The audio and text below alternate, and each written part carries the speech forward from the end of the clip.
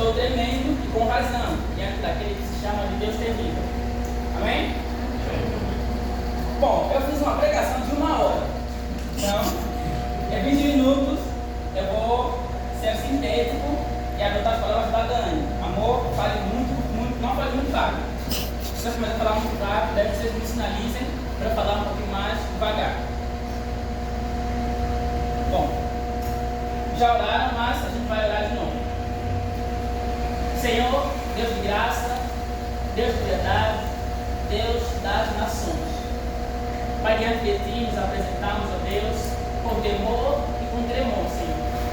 Porque é isso que o Senhor requer de nós. Pai, que o Teu nome seja glorificado nessa manhã, à medida que nós olhamos para o texto sagrado, para as Tuas Escrituras, ó Deus. Permita que as Tuas Escrituras rompam, Senhor, as barreiras dos nossos corações. Permita, Pai Santo, que as Tuas Escrituras, assim como disse Jeremias, possa ser martelo, Senhor, e que cada um de nós aqui saia despedaçado pelo poder da Tua palavra. Então possamos ser mais parecidos com Jesus, porque essa é a grande obra que o Senhor iniciou e certamente terminará na Tua igreja. Use-me a mim como um canal para que eu transmita a Tua palavra com fidelidade, Senhor, não mais e não menos do que a Tua palavra é. Em nome de Jesus Cristo, nós oramos e agradecemos. Amém. Amém.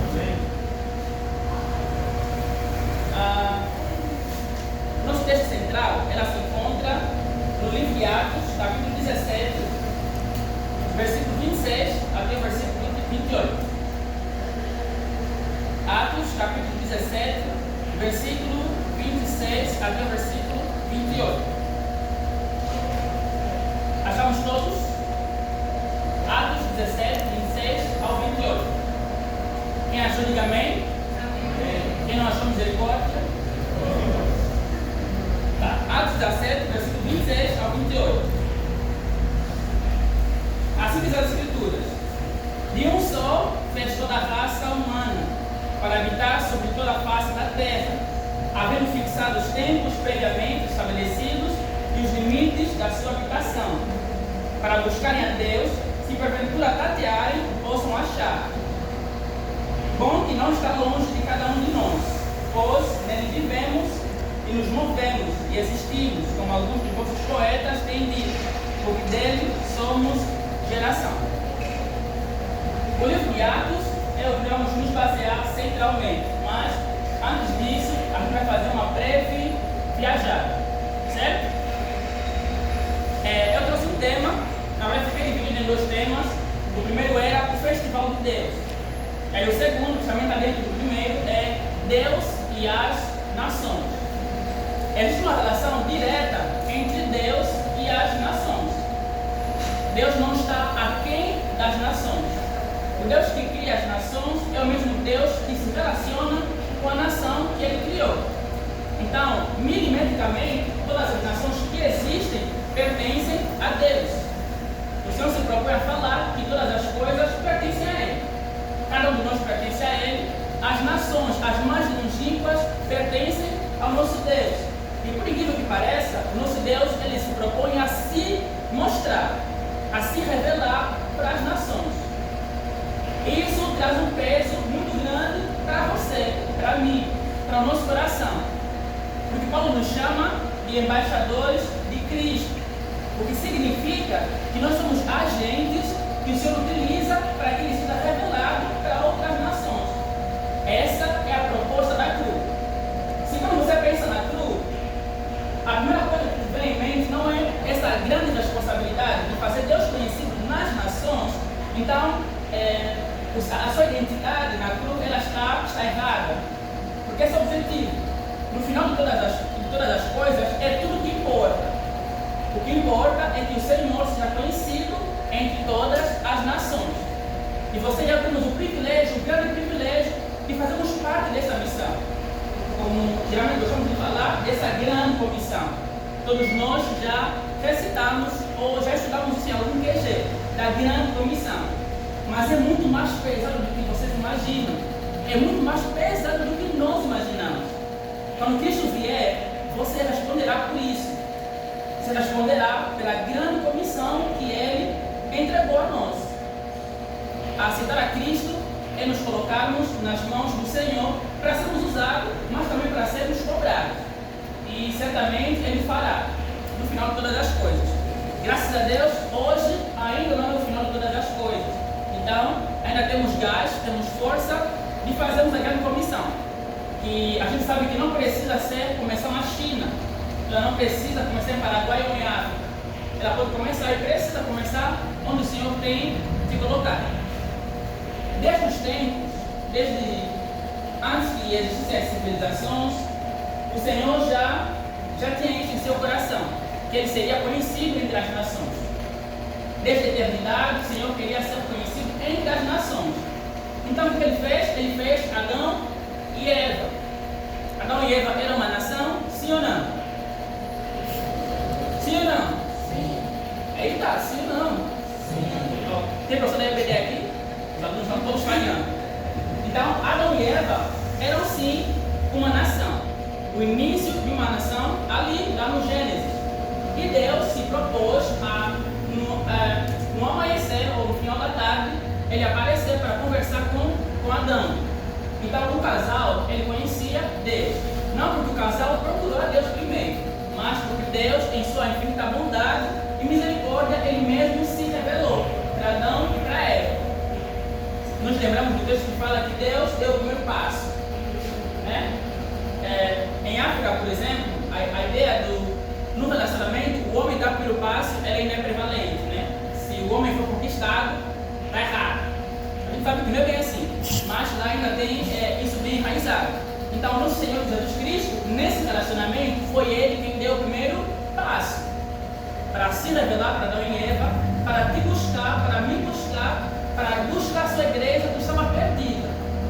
Nenhum de nós que está aqui queria Deus. Quem queria amar Deus? Ninguém. Todos nós éramos contrários a Deus. Nós odiávamos a Deus. Mas o Senhor, em seu amor, em sua bondade, Ele deu o primeiro passo para os seus ofensores, para recolher aqueles que cuspiram o seu filho, aqueles que deram tantas chibatadas para o seu filho, aqueles que ainda até hoje zombam do Evangelho. Eu e você, nós não somos diferentes dessa condição. Até um tempo atrás, cada um de nós zombava do Filho de Deus, cada um de nós zombava do Evangelho.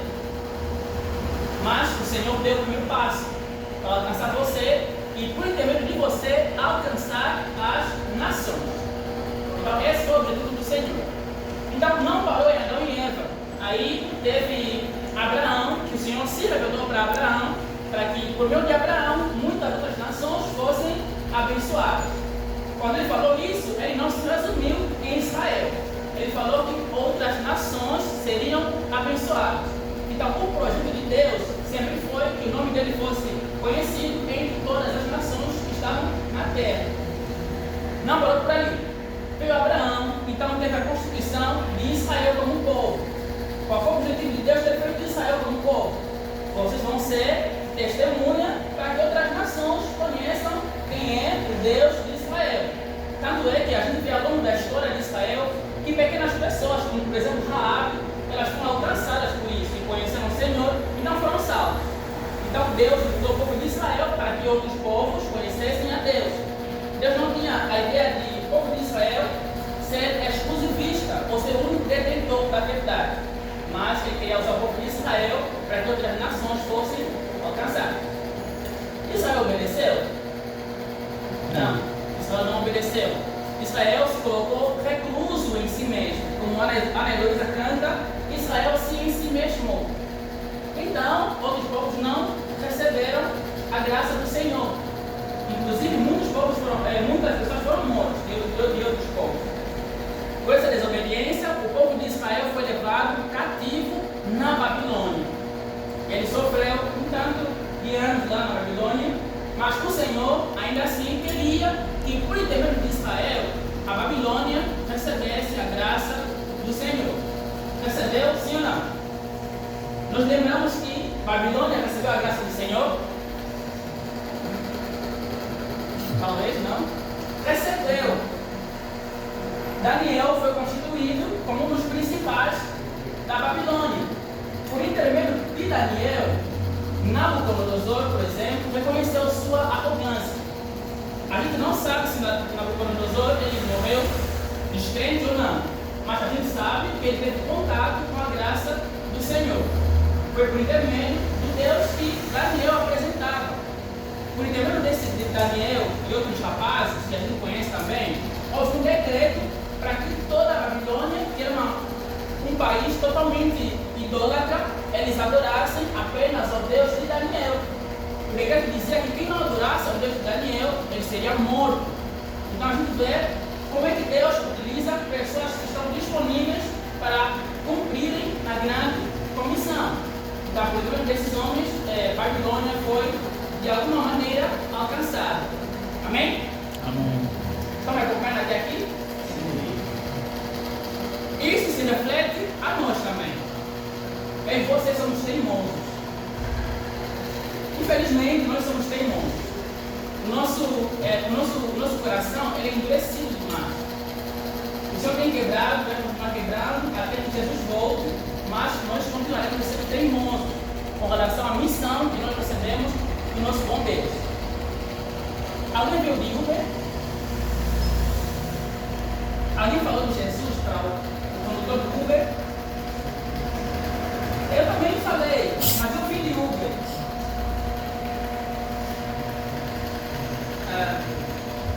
A gente é tão mal, é mal ao extremo, é mal mesmo, nosso coração é mal mesmo. Se você pensar que a pessoa que está do teu lado, se Jesus volta agora, a pessoa que você não falou de Jesus vai direto para o inferno. Isso não mexe com o teu coração? Isso não abala o teu emocional? Deveria. A pessoa vai padecer eternamente, para sempre. Talvez que a nossa mente ela é muito finita, nós não temos ideia do que é eternidade.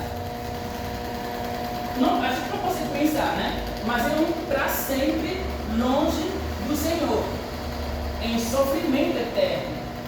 Ao pensar que você poderia ser um instrumento que Deus usaria para que outros alcançassem o Evangelho, e nós somos totalmente desleixados, somos maus, ainda somos ensimesmados.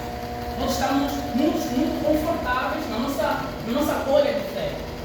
Eu sou salvo, ponto. Eu sou salvo e tranquilo. Os meus são salvos, tranquilo. Então, quando a gente anda em Uber ou não, na faculdade ou fora dela, a gente não se propõe a continuarmos com a grande comissão que o Senhor tem nos entregado. O Evangelho, ele traz uma boa notícia. A boa notícia é que Cristo ainda está disponível para salvar, mesmo aquilo que você não falou. E tem outros que são disponíveis para que essa missão se cumpra. Mesmo que você seja o mal da fita. Mesmo que você seja o preguiçoso e o desleixado. Mesmo que eu seja aquele que não deu valor ao Evangelho tal e qual ele é. Mas tem uma má notícia também. A má notícia é que você será cobrado. Você será cobrado pelas oportunidades que você teve de alcançar mais um. Só mais um. E você não fez. E você preferiu ficar calado. Você preferiu entrar na tua bolha de fé. Então, deixar as pessoas a mercê. Talvez o Senhor salve, talvez não. O que me importa? É exatamente isso que eu e você temos dito. Sabe por que nós dizemos isso? Nós falamos isso porque nós não entendemos o que é o Evangelho. Nós não entendemos o que é a fé. Para muitos, a fé é apenas estar na cruz, ir para a igreja, fazer alguns devocionais, e aí para nós isso é fé. Mas eu sinto muito lhe dizer que isso não é fé. A fé não é para pessoas mornas. A fé é para pessoas que são radicais. Deixa eu te dar um exemplo de alguém que foi radical. Na carta de Paulo aos Filipenses, Paulo escreveu: irmãos filipenses, eu sou israelita. Eu estudei na escola de Gamaliel. Eu sou da tribo de Benjamim. Tudo isso daria um prestígio para quem era judeu, né? Porque ele era da linha israelita de sangue. Não é por adoção que nem nós, né? Meros ferrapaços. Ele era diretamente da linhagem de Israel. Ele fala: pai, irmãos filipenses, eu tenho esses atributos aqui. Eu estudei mais do que vocês. Eu falo mais outras línguas mais do que vocês, eu sou doutor de conhecimento mais do que vocês. Mas teve um dia que Cristo me alcançou. E aí, a gente estava falando no devocional, é como se eu tivesse dito, irmãos, eu achei o que eu procurava. Tudo aquilo que eu achava precioso, hoje eu considero como nada. Considero como esterco em detrimento daquilo que realmente importa. Se Cristo é tudo para mim, então tudo aquilo que eu tinha, que eu achava que me daria algum tipo de glória, eu abandono. Tudo isso é lixo, é esterco. Aí eu corro em direção ao que eu acho que é mais precioso. Paulo literalmente grita, eu achei com todas as minhas forças aquilo que é mais precioso para mim. Não mais nada que me dá mérito, não mais nada que me encha de alegria, senão o Senhor. Se de fato esse é o teu coração, se de fato é assim que você se sente com relação a Cristo, nós deveríamos correr para então fazermos a grande comissão. Deveríamos nos espremer para fazermos a grande comissão. Se igualmente como eu, se você realmente achou o que é mais precioso para você, então nós deveríamos ser mais radicais. Deveríamos considerar mais coisas como lixo, como estercos, em detrimento do Senhor Jesus. Quando você é preguiçoso e desleixado, quando eu sou preguiçoso e desleixado, eu estou virando as costas ao Evangelho.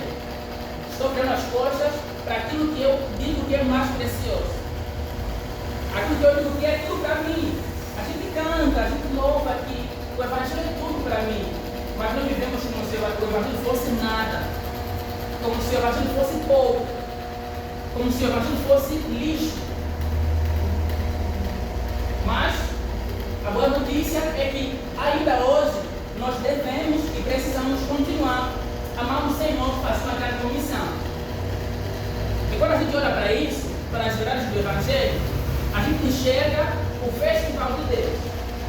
Estamos num festival de alguns países onde nós temos a cruz, né?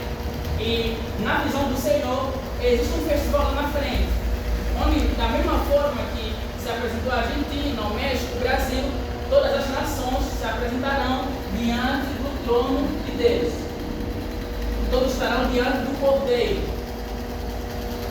Todos com sua cultura, com suas peculiaridades, mas estarão diante do Cordeiro. Eu gosto de dizer que o Apocalipse é uma janela para o futuro. Apocalipse capítulo 7. Uma janela para esse grande festival. O festival de Deus. Onde nós, eu e vocês também estaremos lá, não mais representando a cruz, mas representando a igreja do Senhor.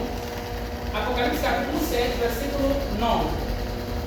Depois dessas coisas, vi e eis grande multidão que ninguém podia enumerar, de todas as nações, tribos, povos e línguas, em pé diante do trono, diante do Cordeiro, vestidos de vestiduras brancas, com palmas nas mãos. E clamavam em voz dizendo: ao nosso Deus que se assenta no trono, e ao Cordeiro pertence a salvação. Eu e você estaremos gritando, clamando diante do Rei dos Reis, naquele grande festival, onde talvez você verá países que nós não conhecemos, que talvez ouvimos falar. Existe muito mais do que nós entendemos ou pesquisamos, mas todos esses se apresentarão diante do trono de Deus. Eu e você queremos fazer parte disso. Eu e você queremos estar lá.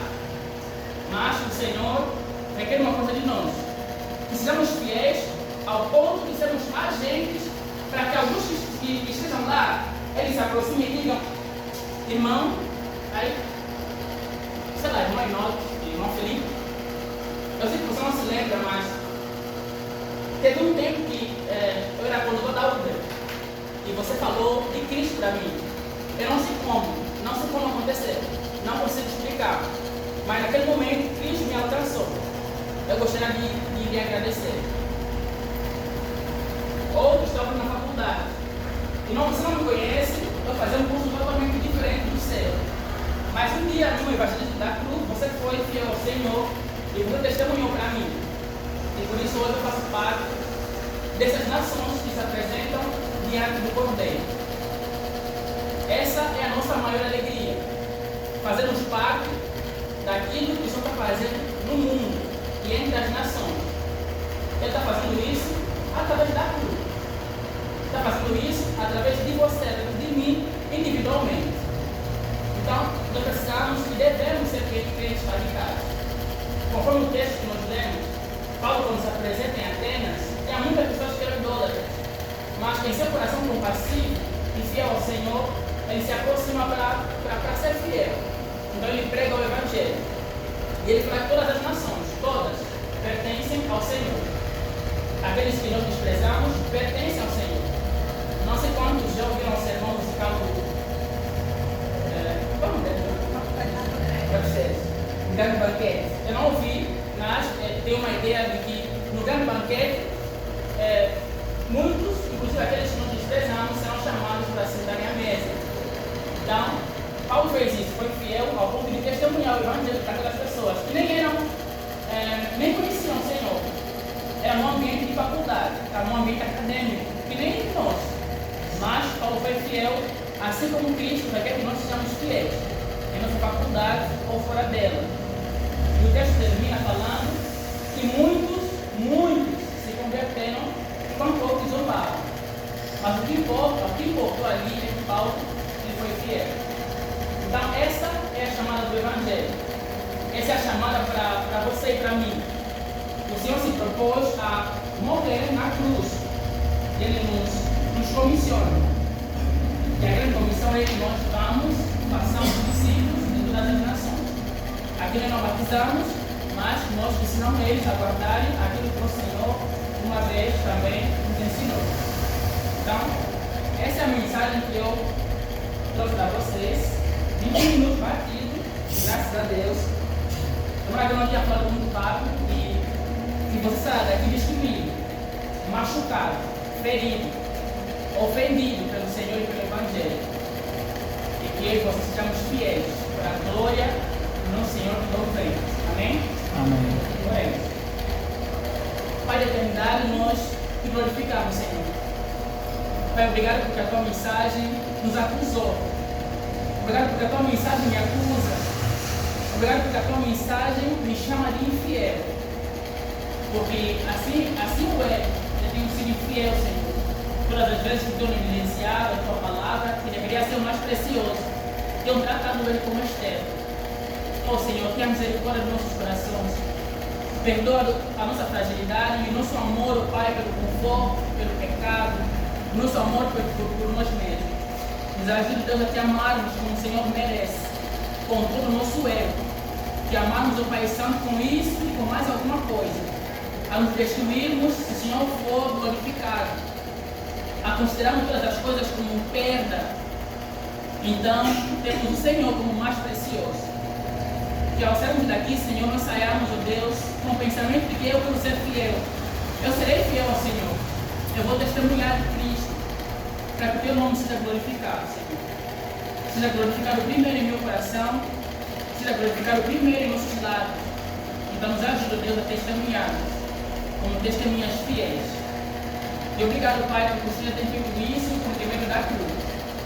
Hoje, nessa feira das nações, é um reflexo daquilo que certamente acontecerá quando o Senhor vier em toda a sua glória e majestade.